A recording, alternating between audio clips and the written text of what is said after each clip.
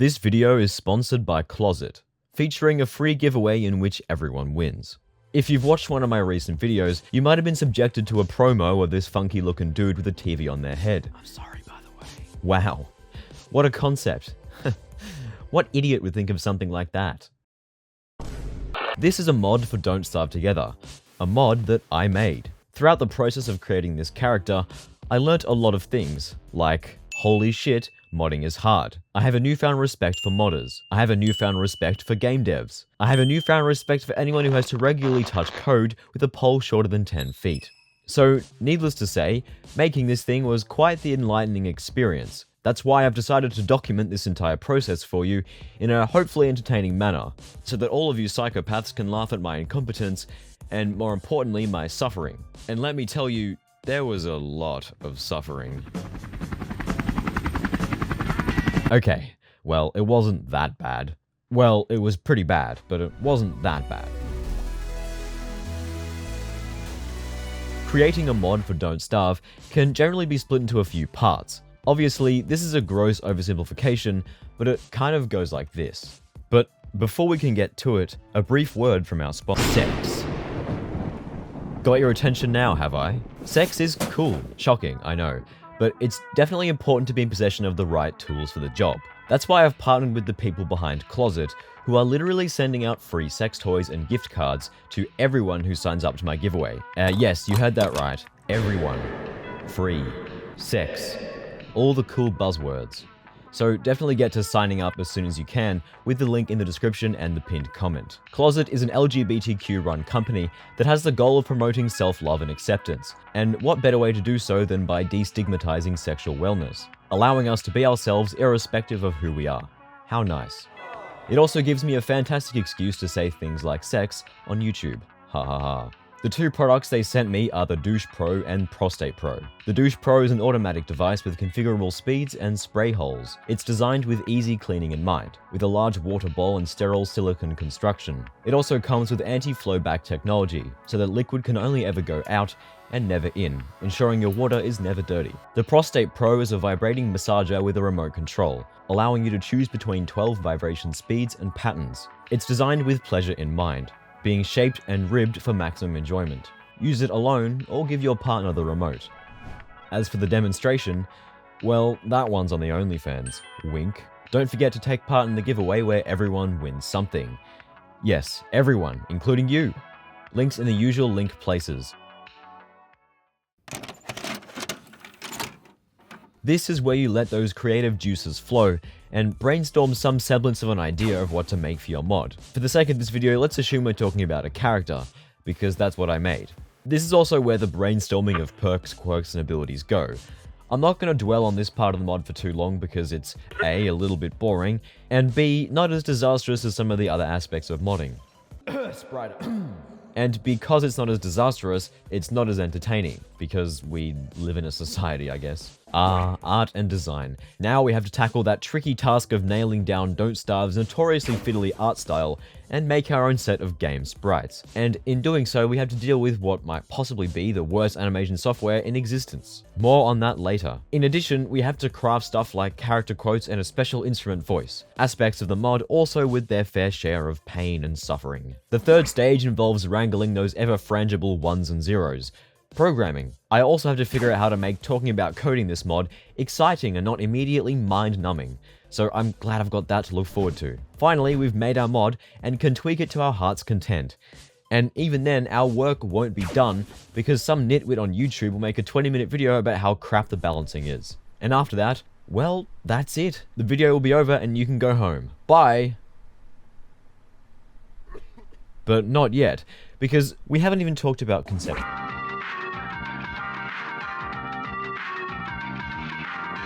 Conceptualization. What's the point of making a mod when we haven't even picked something to make it about? Obviously, I chose myself because I'm an egotistical maniac.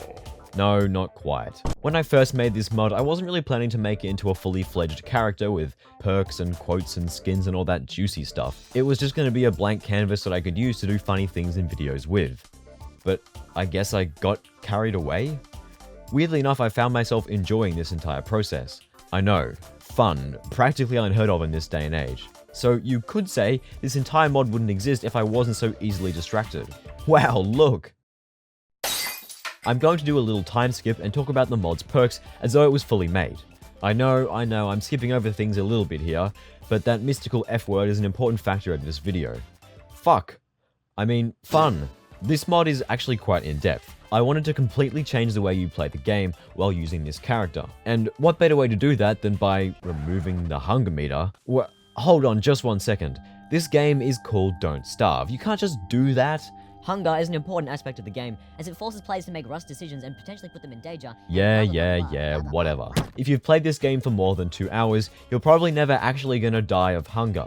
And besides, the replacement meter serves the same fundamental purpose that hunger does, effectively turning the player into a ticking time bomb and forcing the player to, do stuff. Speaking of stuff, finding buried old stuff is precisely how you refill this meter of yours. Well, kinda. Scrounge around a bit and you might come across a special new item, looking like a smashed tape recorder, or series of tapes. Disassembling these with your grubby mitts will turn them into some things that look like garbage, but I can assure you are not. Mostly. These tape bits are things that will be taking up a lot of that precious pocket space for your game, as they are valuable ingredients in crafting some not-so-busted tapes. But hold on now. Are we really just gonna brush over the existence of these buried tapes? I mean, where did they come from? Who left them here? And most of all, what's on them? Well, hang on. Why don't we find out?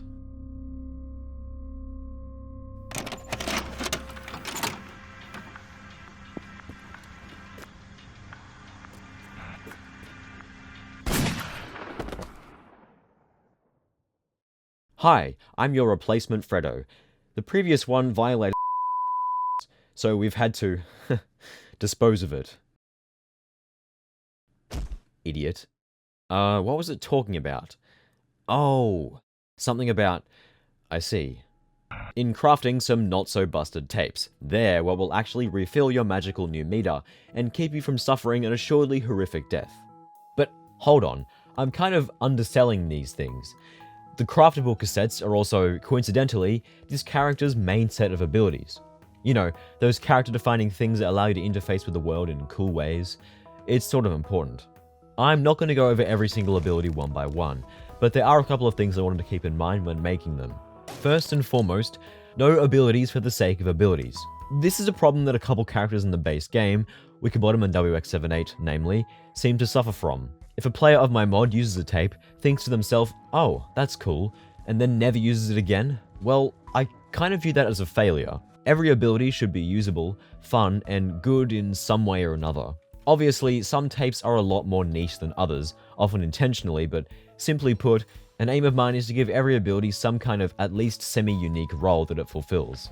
The two main roles that the character has are A, early game scouting and science, and B, a burst damage combat specialist. Admittedly, these roles were sort of an afterthought, and not something that I'd extensively planned out, but I think they made the character unique enough to play and enjoy. The first niche, early game scouting and science, are basically there because I personally find the early game to be quite boring, and I'd be lying if I said I didn't accidentally let my biases inform the character's abilities. Oopsie poopsies. The first way you can skip some parts of the early game is with the science tapes. These two portable beauties allow you to effectively turn yourself into a science or alchemy machine, meaning that you won't have to settle down right away and can keep on the move. The second way is through the radar manual, a tape that will periodically reveal portions of the map over time.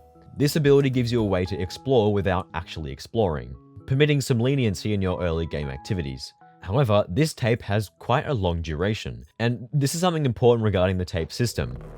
When one is inserted, there is no way for you to remove it aside from waiting for the ability to end. Or dying, I guess, if you're that desperate. The idea behind this is to force players to plan out what abilities they'll be using and when, and for them to really commit behind using one, especially the longer cassettes. This should, hopefully, make for a unique ability system that's fundamentally different from other abilities in DST. These fairly vanilla early game tapes will restore that meter of yours, preventing a death by... Well, wait, what actually happens when this meter runs out? Let me show you.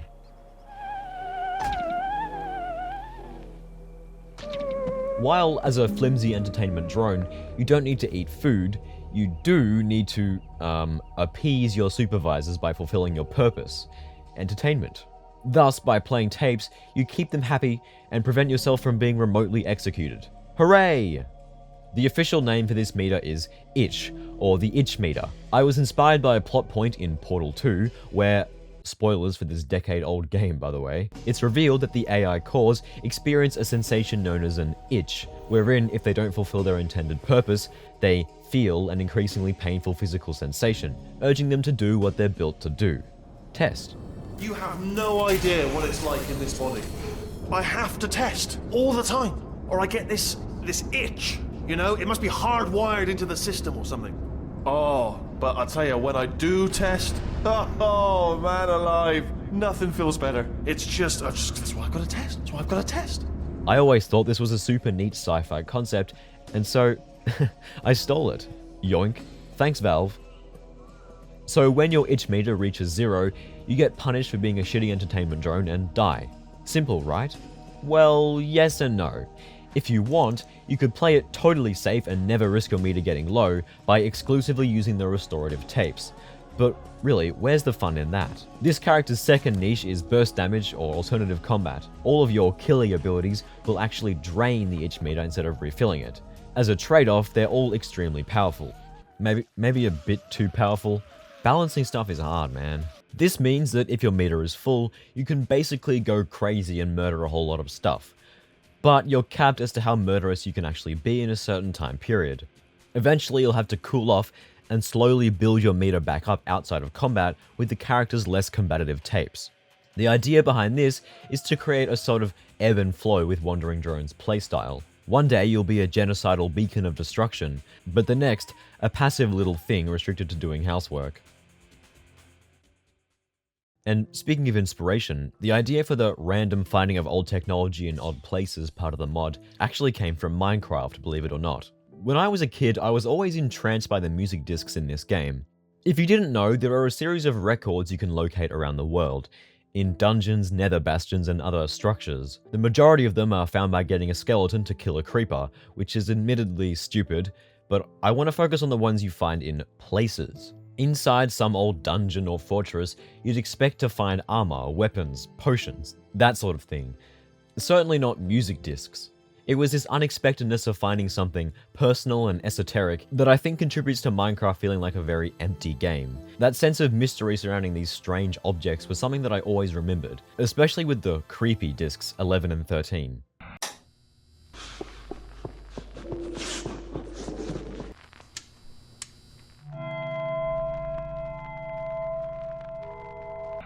Anyway, that's where I got the idea for the character's main gameplay loop being uncovering random tapes in odd places. Obviously, the charm will probably wear off once you've found a decent few, but hey, I still think it's kinda cool. But hang on, what's the penalty for all this cool stuff? Surely this character has a downside, judging by how much I seem to prattle on about the importance of good drawbacks. Fret not, because it does. Take damage, and you'll be briefly slowed down by a considerable bit. You can still run away from single targets, but crowds of enemies might be able to get in some extra hits. Furthermore, extreme temperatures will also have the same effect. The idea behind this drawback is to encourage a very cautious playstyle. You might have to reconsider running through that set of hound nests stupidly. Thankfully, a few of the combat abilities circumvent or allow you to play around this downside in combat. This is, of course, intended to give the character dependency on their abilities, creating a playstyle. Wow, there's that buzzword. Well, that kind of wraps up everything to do with the ideas and concepts behind the character. Which means it's time to talk about art.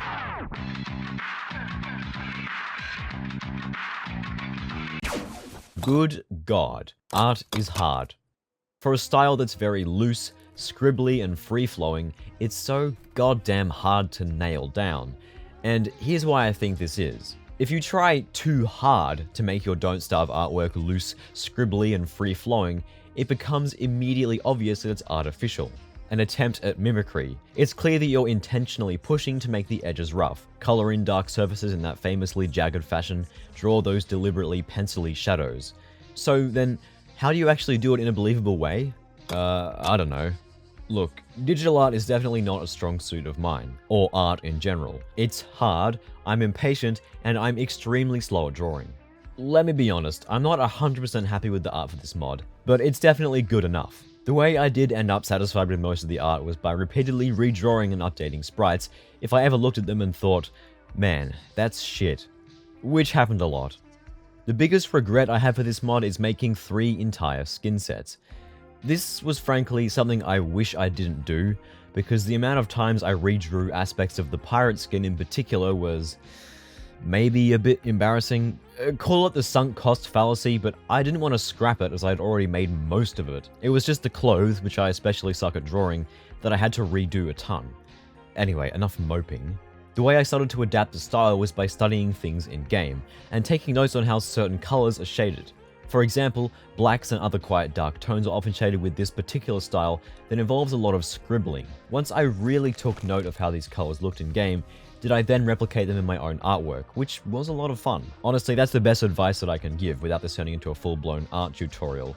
It's also worth noting that the in-game sprites, the old cinematics, the new cinematics, the main menus, etc. all have slightly differing art styles. If you're focusing on in-game sprites, try studying game sprites as references, otherwise you might get confused. Animations are another topic under art and design, and my mod contains very little custom animations. The only examples are the tape spawning effect, the slowdown effect from one of the tapes, and the self-repair effect from another. Everything else is either an FX prefab from the base game or a recycled animation. Why?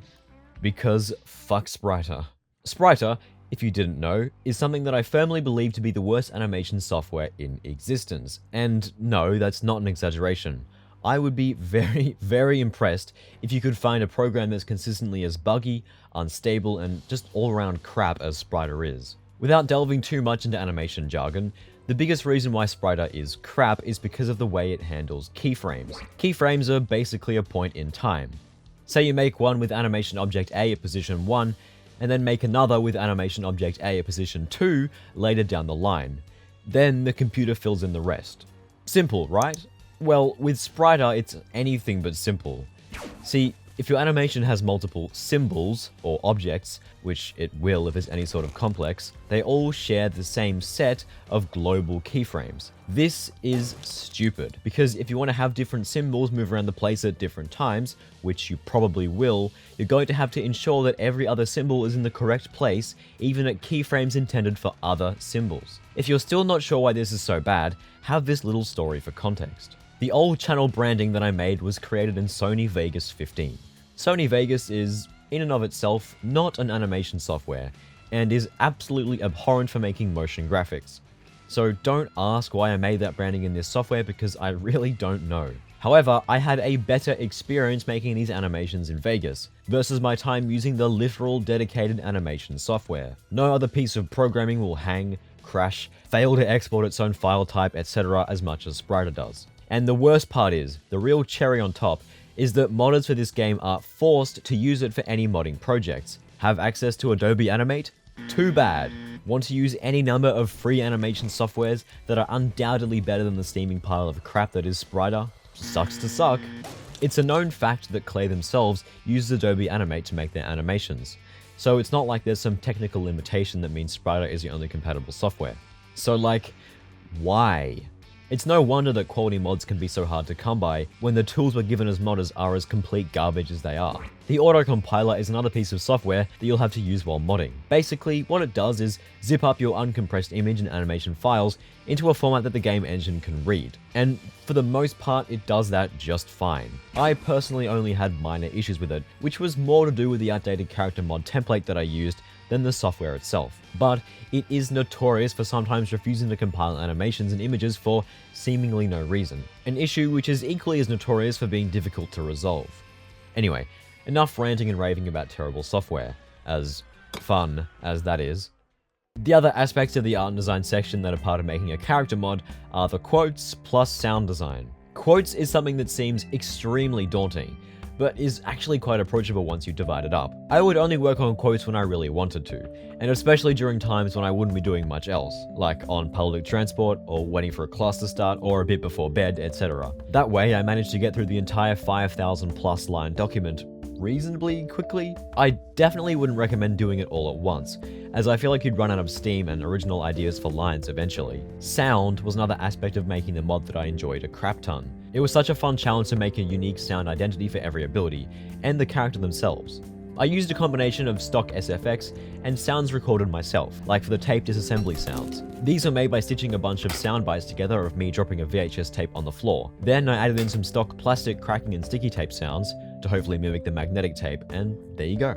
To add the sounds to the game, you have to use an old version of this software called Fmod. While it was quite slow at times, it was actually quite a usable software once I got the hang of it, quite unlike some of the other software selections in this video, so that was a nice change of things. Plus, I now know what that funny logo is at the start of a bunch of other games. Another nice change of things was the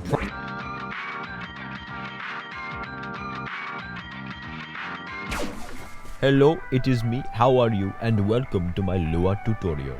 Today we will be using a Don't Starve mod as an example. Feel free to follow along and code your own mod at the same time. If you've been watching my videos for a little while, you might have noticed this YouTube short I uploaded a few months ago.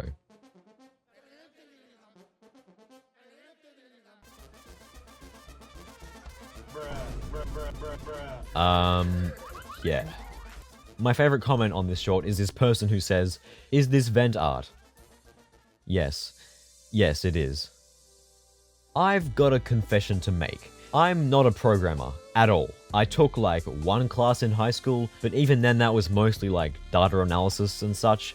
So coming into this, I knew not a lot about coding, especially in a video game environment. The only serious coding project I've done before was for the Arduino that powers my TV head. But the code on that thing is 90% just cobbled together from a bunch of tutorials, so it doesn't really count. Speaking of cobbled together code, there was a decent time during which I could get away with doing just that for my mod. For example, the code that spawns tapes randomly throughout your gameplay was basically stolen from Wartox's soul spawning mechanic. Now it's modified to the point where it's essentially something completely different, although fundamentally the two abilities are actually quite similar. But eventually it would come to the point where I'd have to write my own function.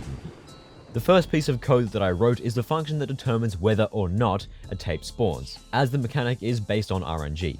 This is different to the Warthog's code as that one isn't based on chance, and instead spawns a set amount of souls based on the enemy type. And good god, this code sucks so much. I mean, look at it. Why did I write it like that? It's so unnecessarily bloated and confusingly written, it's just so bad. However, it works. And that's enough for me to not be bothered rewriting it. If you're an experienced programmer who just saw that absolute mess and needs some eye bleach, here's the last piece of code that I wrote for the mod that saves all the abilities you've used into a neat little table and uses that to determine whether to push the achievement to unlock the roseate skin for the client. Ah, much better. Also, if you didn't know, this mod has achievements to unlock the various skins. It's so cool and you could go and download it right now.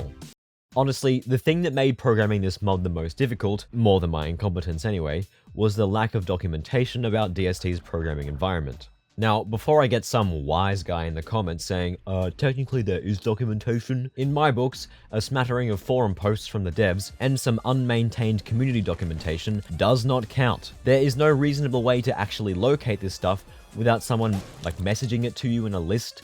And besides, why is it the community's job to provide the modding documentation? That would be like if a car manufacturer didn't make a manual for a vehicle and expected a community of motor enthusiasts to do it for them. Now, the car would still be drivable.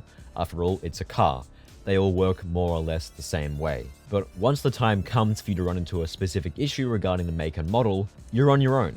This is basically how it felt modding this game with no official docs. The only way for me to figure out how to do stuff was by poking around the game files and seeing how things worked there, like when I use Wartox's soul code as a reference, and by looking at the minuscule amount of documentation that does exist. Inside the mods folder, there's this hilarious text document left by the devs that just says, "Create a folder in this location and you've started modding." What? What does that even mean? That's all the documentation you get, I guess. The best course of action to take when you're really stuck is asking people in modding discords for help. Seriously, my mod would not exist without the helpful people on Discord far better at wrangling those ones and zeros than me. So thanks. Something else that makes modding for this game a pain is that Clay keeps adding things that make modding a character increasingly difficult. Small things, yeah, like the Carol emote, which requires a voice clip of your character singing, but also big things like an entire freaking skill tree, which needs icons, code for the abilities, ideas for the abilities, sprites and animations for the abilities. Yeah. Even as I record this video, they just added sideways talking sprites for every survivor, which I will have to add to my mod, and all of its skins at some point. So don't make a mod unless you're prepared to commit to this seemingly never-ending treadmill of features you have to add. Haha. Speaking of that,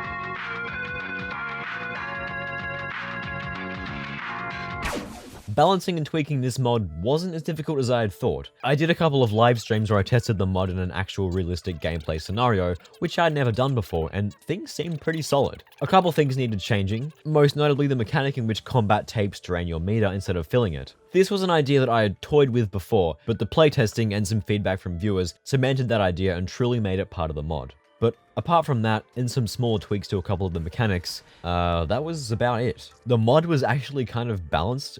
Weirdly enough, even the combat tapes being a bit overpowered is okay, since you can only use them a few times before you're out of action for a little while. Plus, if I'm ever worried that I've added something overtuned, I can just remind myself that it's okay, because wonder exists. And honestly, that's all there is to say about balancing.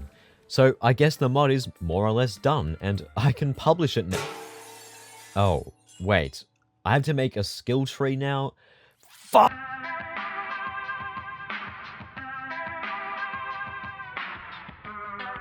Hi. Well, more like bye, because this is the outro segment. Thanks for watching this video. I really appreciate it, and I hope you enjoyed laughing at my suffering. As much as I've been riffing on this whole process throughout the video, I did genuinely enjoy creating this mod. I think the main reason for that is because I never forced myself to work on it. It was just a project eternally on the back burner that I'd pick up when I wanted to and chip away for a little bit, and then maybe focus on something else. Obviously, the trade-off of that is that it took forever to come out, but you know, it's out now. If you want to install the mod, there are links in the usual places, pinned comment, description, whatever. Please play it. I worked hard on it. Please. Anyway, thanks for watching, have fun entertaining, and I'll see you next time.